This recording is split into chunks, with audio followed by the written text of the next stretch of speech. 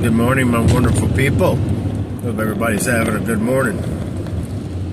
I wanted to talk to you a little bit about today's, last night's Monday Night Raw on Netflix was, I gotta say, man, I mean, it wasn't fantastic, but dude, like, Friday was a banger, Saturday was a banger, and then Monday, I mean, I don't know if I'd call it a banger, but it was it was a shock. I mean, they came out of the gates with CM Punk just cutting one of his best promos I've ever heard. Boy, has he had a few of those. But it's been a while since we've seen him, put one together like that. And I really enjoyed the opening segment last night. And for more than one reason. I said this yesterday, if anybody caught the minute video that I put out. I think people are missing the Seth Rollins in on the fix thing. He's in on it. He's in on the turn, man. Seth is part of the corporate Cena Rock movement, man. Seth's in on it. He helped Cena win the Chamber. People are missing that. I haven't heard anybody say anything about that. Like, he physically handed Cena the Elimination Chamber. People are so consumed with the Punk-Seth rivalry that they're completely missing what really happened. Seth handed Cena Elimination Chamber. Nobody's talking about that. Everybody missed that. But anyway, let's get back to Monday night. Because CM Punk comes out and pretty much trashes The Rock, then he trashes Cena, and then, of course, he gets into Seth Rollins. And when Seth Rollins comes out, Seth Rollins has no idea what he's walking out to. He comes out doing his usual mumbo-jumbo, and before he can get his gigantic glasses off, Cena's punching him in the face. He didn't wait for anything. He ran down there to meet him, and they were just throwing blows from the beginning. And it was one of those segments that we've seen a lot lately, both on WWE and AEW. The pull apart segments where you got 17 guys out there trying to pull them apart. And but this was one of those good ones, man. This was a good one. This was one of those good segments. And they just let it go. And even happened again later in the show. Excuse me. Still getting over this funk. Anyway, yeah, so great opening segment last night with that. And then what followed up with it was, guys, I don't know what they're doing with Gunther. Okay, I've been saying this. I'm completely against this Gunther thing. I don't know what's happening. Ever since Crown Jewel, they just have not done Gunther right, man.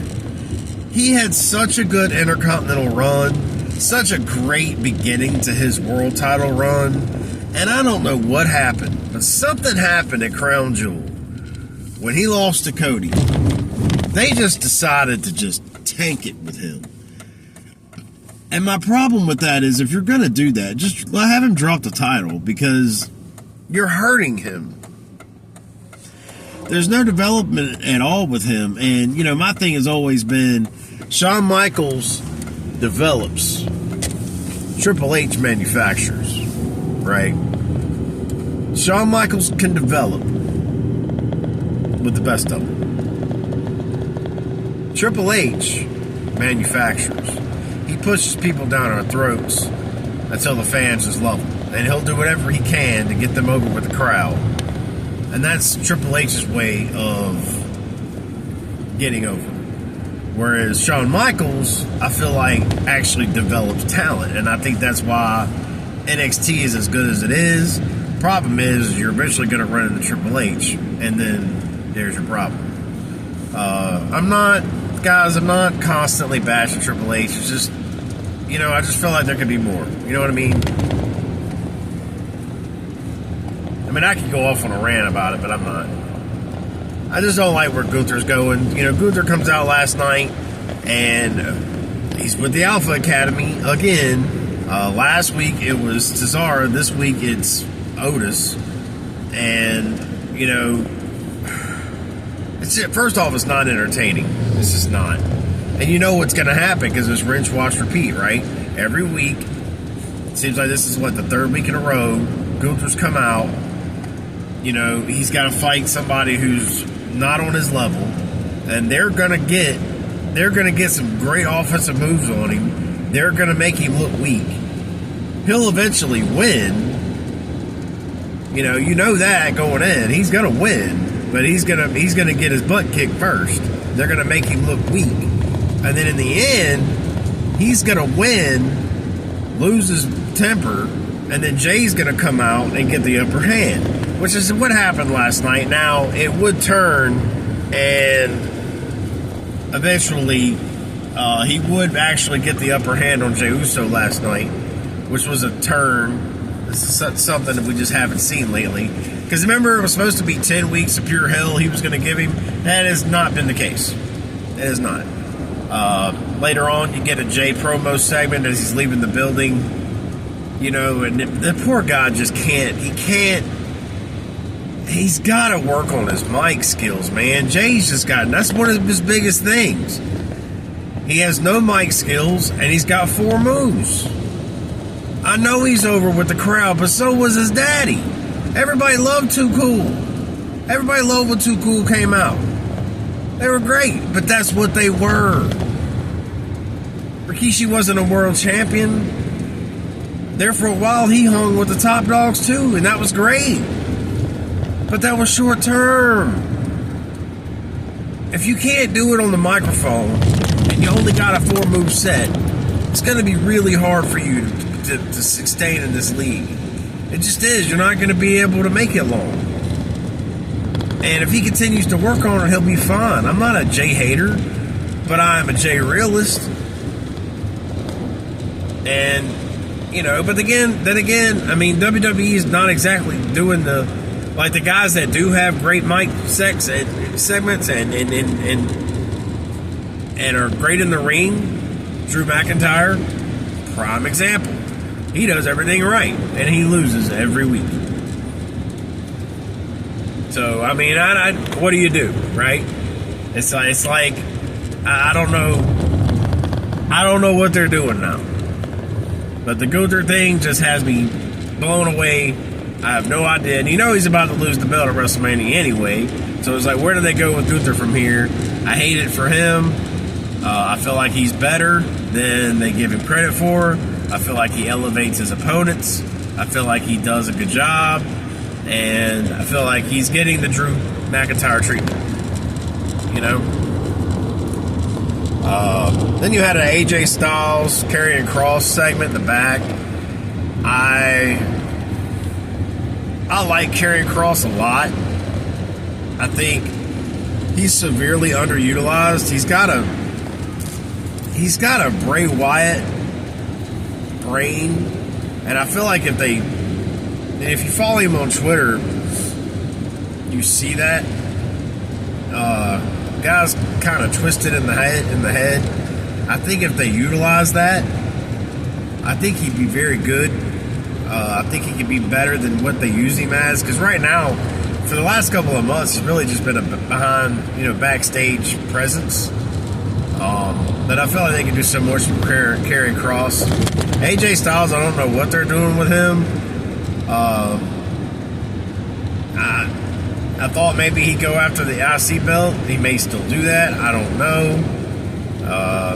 I don't know. That's just one to watch, I guess. Then you had Lyra the Bird Girl versus Ivy Nile for the Intercontinental Championship. Let me tell you something, guys. Ivy should have won this match. Lyra won. I don't know what they're doing. They didn't take the belt off Lyra. I don't know what they're waiting on. Maybe WrestleMania. I don't know. I do believe it needs to be either the 2 girls that have currently lost to Lyra lately are the 2 most deserving, in my opinion. Whether it be Dakota Kai or Ivy Nile. Either one of those, both of those girls are more, in my opinion, Both of those girls deserve that title more than Lyra does. I feel like they bring more to the table. Lyra never talks. She never has any mic time. She never cuts any promos. She's just happy-go-lucky. Last night she wasn't smiling. Last night she looked serious. Something was up last night. Normally she comes out and she's all laughing and chippery, and there wasn't none of that last night. So I actually thought she was going to lose because of that. There was 3 title matches last night too, by the way. That was pretty good. Again, it was a pretty good Monday, man. I ain't complaining. Chad Gable is on the streets of Mexico on the search. He is trying to he wants to he's doing this luchador thing where he wants to be able to hang in there with the luchadors and beat the luchadors. So he's out on the search, and he's on the streets of Mexico. Gets a box. Like, I'm really not, I don't know. I thought it was a good segment, but I'm like left questionable. Like, I don't really know what they're doing there. So it's going to be an interesting deal, but I mean, he's going to come back and lose to Rey Mysterio the first night he comes back wearing a mask. I assume that's what was in that box. So he'll come back wearing a mask and he'll lose. I mean, it's Chad Gable. He doesn't win. So that's the bad thing about it is they're setting you up and they're lining, just like with Wyatt Six, they're lining a story up that's going to have nowhere to go in the next 3 months. Then you had the War Raiders versus the Creeds for the for the tag team titles. This match was pretty decent. I'm not a War Raiders fan. I do like the Creeds. Go figure, right? I'm a Hill guy. I felt like the Creeds did pretty good last night. I love that Pat McCaffrey used the exciting whites comment. Yeah, I heard you, Pat. That was awesome because I'm an Eagles fan and I know what he meant. If you're an Eagles fan, you know what he meant. The exciting whites. No, that's not a racist term. That's actually 2 guys on my Philadelphia Eagles team, and that's what they go by. They have T-shirts that say exciting whites. That's great. You don't know what I'm talking about? Google it. Anyway, props to Pat McCaffrey for dropping that bomb last night. That was awesome during that match. Now, the Raiders won the match, okay, but I don't feel like this is over. I do think the Creeds are tag team title. Problem is the tag team division on Raw sucks. So even if they win, I don't know where this goes. I mean, there's just the tag team division on that side sucks. It just does. I'm sorry. So, not much to talk about there. So, we're going to move on. Finn Balor does a promo. And then, of course, Braun Breaker shows up. This could go somewhere I'd really like. Again, they're kind of bouncing people off Braun Breaker because I thought this was going to be an AJ Styles thing. Now it's Finn Balor. I don't really know who they're going to throw at Braun. I mean, it could be a number of people. I just want to see the IC belt defended. I would not be at all surprised if Braun drops the title at WrestleMania and moves on to the world title. I would not be against that at all. So I don't think it's too early for him now. He's had 2 Intercontinental title runs. I'd like to see that. So if that happens, I'm good. Certainly could happen. But I don't know this Finn Balor. Finn Balor could win the IC belt because as far as I'm concerned, Finn Balor's a jobber. I mean, he's fallen off, and he's got to have a win. So I mean, this could resurrect his career. I hope it does. I like Finn Balor, but ever since I've been watching for now 14 months since I've been back, like, he hadn't had a good run. I mean, he had the tag titles for a while. Had a pretty good WrestleMania last year. But ever since, he hadn't done anything. So He's just lost every match he's been in. So Balor needs something. So if he can go win this title from Braun Breaker, and Braun Breaker can go maybe chase the world title from Gunther or Jay, maybe Jay and Braun have a good feud for the world title after WrestleMania. That'd be pretty good. I'd support that. I'd be okay with that. That's when, after that is when Jay did his promo outside. I've already kind of gone over it. It's not anything exciting. Again, he can't cut a promo to save his life. And then Seth is in the back, and Adam Page is back there, and he pretty much tells them, all right, this is going to end next week. You guys are going to fight in the steel cage. Okay, great. In Madison Square Gardens next week, Monday night, in a steel cage. Now, let me explain to you why that's significant for you young bloods. Do you know what happened in a steel cage in Madison Square Gardens a long time ago? The Click. Now, I think this will be very, very, very key to what happens in this heel turn with Cena. I think in this steel cage next Monday night on Raw, we're going to find out that Seth is part of the Cena Rock movement. Seth is in on it. He is with them. And we're going to find that all out Monday, and Punk is going to get the beating of his life. And Seth will have ultimately joined, and he already has, but it will come out next week in the cage match that Seth is with Rock and Cena. And he has been. So all of that will come out in that cage Monday night. And I'll go back over that later. But that's huge. Then you had the Women's World Championship match, which I'm going to tell you right now, Rhea Ripley and Io Sky. Like, going into this match, I never a million years, this was not on my bingo card, dude. Did not have Io winning. Did not. I've been saying this for months. Like, that this was not, as soon as they announced this match, I was like, there's no way Io wins. Now, Io, and y'all have heard me say this, Io's the best female wrestler in the company. I've been saying that, and I stand by that, and I don't change that today.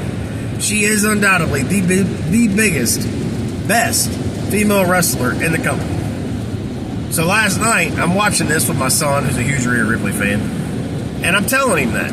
I'm like, the best wrestler in the ring is Io Sky. And he's like, no, because he sounds like a babbling idiot that cheers Rhea Ripley on. Okay, and I tell him that.